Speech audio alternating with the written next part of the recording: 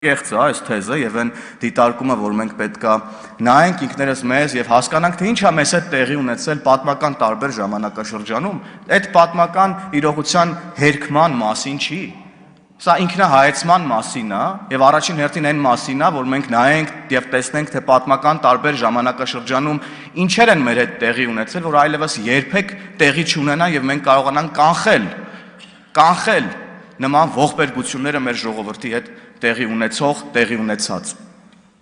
Եվ դուք վերցրել եք այս թեման եւ կրկին խաղում եք մարդկանց հույզերի հետ։ Ինչպես խաղում եք 44-օրյա պատերազմի զոհերի, վիրավորում ստացած, հաշմանդամություն ձեռք բերած մարդկանց եւ նրանց հարազատների, ուրեմն վշտի հետ։